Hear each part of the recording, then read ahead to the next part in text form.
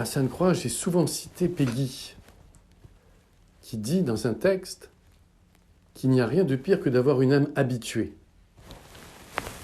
Parce que sur une âme habituée, tout glisse. Bien, je me demande personnellement si j'avais compris cette parole. Et je n'en suis pas certain. Parce que je me rends compte que finalement, l'esprit humain s'habitue à beaucoup de choses. Moi, le premier. On s'habitue à notre environnement. Ainsi, par exemple, en France, on s'habitue aux grèves.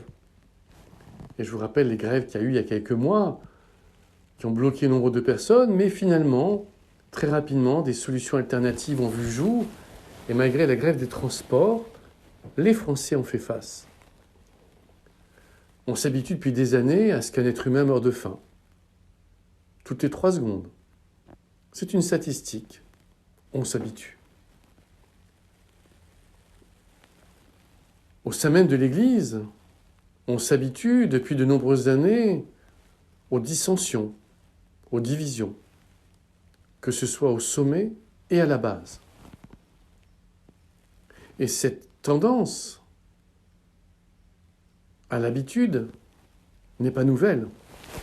Dans l'Évangile, lors de la transfiguration, les apôtres demandent à Jésus « Construisons 3 tentes pour s'installer. » Pourquoi ? Ils sont bien, ils ont envie que ça dure.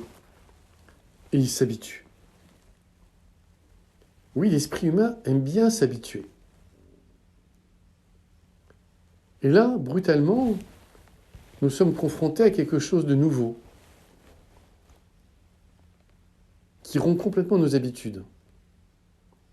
Je pense aux plus âgés qui ont connu une France coupée en deux, une France occupée, qui étaient enfants pendant la Seconde Guerre mondiale, mais qui ont malgré tout vécu cela.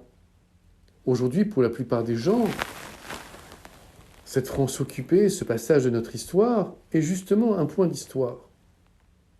Ça fait partie de l'histoire française et on s'y habitue.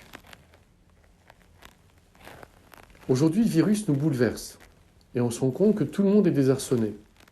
Les gouvernants, l'Église, nous-mêmes. Et je crois que nous sommes en train de changer de système, ce qui n'est pas neuf finalement, et que l'instabilité devient la norme. Rien n'est prévisible. Et pourtant, que l'instabilité devienne la norme, c'est pas neuf. Quand j'ai commencé ma vie professionnelle, il y a 40 ans, quand on entrait dans une banque, on y faisait sa carrière. Tout le monde sait que c'est fini. Et que maintenant, quelqu'un qui commence une carrière, quelle qu'elle soit, doit être prêt à s'adapter aux événements, et s'il le faut, non seulement à changer de société, mais à changer de voie professionnelle. Dans le monde du travail, l'instabilité est la norme. On se rend compte aujourd'hui aussi qu'au niveau familial, vu le nombre de divorces, l'instabilité est la norme. Ce n'est pas parce qu'on se marie qu'on va vivre ensemble toute une vie. Et certains conçoivent le mariage comme un CDD. L'instabilité est la norme. Et maintenant, cette norme qui touchait certains secteurs de la société touche l'ensemble. Alors nous, chrétiens, au milieu de cette instabilité qui devient la norme, quelle est notre différence ? Est-ce que nous avons une différence ? Dans un premier temps, j'ai envie de dire, nous n'avons aucune différence. Nous vivons dans le monde comme tout le monde. Nous avons les mêmes professions que tout le monde. Nous nous habillons comme tout le monde. À part des régimes particuliers, nous mangeons comme tout le monde. Et pourtant, nous sommes différents. Nous sommes différents parce que notre foi n'est pas conceptuelle, elle s'appuie sur une personne, le Christ, qui se présente lui-même comme étant le chemin, la vérité et la vie. Nous ne sommes pas comme tout le monde, parce que tous les dimanches, nous disons « je crois ». Dans un monde où beaucoup ne croient plus en rien, c'est bouleversant. Le Christ est le chemin, la vérité, la vie. Le chemin, la vie, nous comprenons. Il nous montre une direction. La vie, il nous la donne. La vérité. Concept plus difficile, qui d'ailleurs rebute beaucoup de personnes qui s'éloignent de l'Église en disant « vous avez la vérité ». C'est insupportable. Vous dites que vous avez la vérité. C'est insupportable. Or, le mot grec « vérité », sauf erreur de ma part, et je me réfère aux érudits parmi nous, vient du grec « aletheia », sortir de la léthargie, sortir du sommeil. Eh bien, le Christ nous sort constamment du sommeil. Il nous éveille à la vie divine. Le réveil que nous avons à travers cette épidémie est un réveil douloureux. Le réveil que nous propose le Christ est un réveil lumineux. C'est notre différence. Et notre différence est telle qu'après le 11 mai, des confinements, nous avons, nous chrétiens, à être témoins d'un avenir qui va se fonder sur la foi, l'espérance et la charité. Et nous avons à en être les témoins.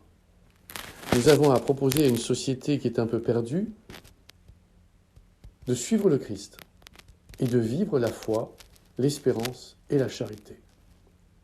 Dès lors, nous ne pouvons pas râler comme tout le monde. Dès lors, nous ne pouvons pas succomber au pessimisme comme tout le monde, même si les indicateurs humains peuvent nous entraîner à cela. Parce que nous croyons à l'invisible.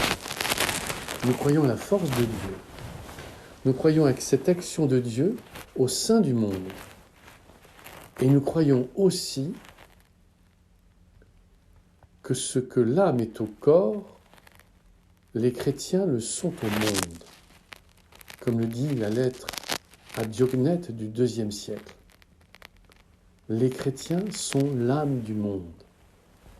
Et l'âme du monde ne peut être habitée par des pensées sombres, mais par des pensées lumineuses. Parce que si l'âme du monde est occupée par des pensées sombres, eh bien le monde deviendra sombre. Alors oui, certes, l'instabilité est désormais la norme, nous le savons. Mais il y a une chose qui ne change pas. Le Christ est le chemin, la vérité, la vie. Une chose ne change pas, nous pouvons dire « je crois ». Dès lors, nous pouvons être pleinement l'âme du monde, non seulement d'aujourd'hui, mais celle de demain. Amen.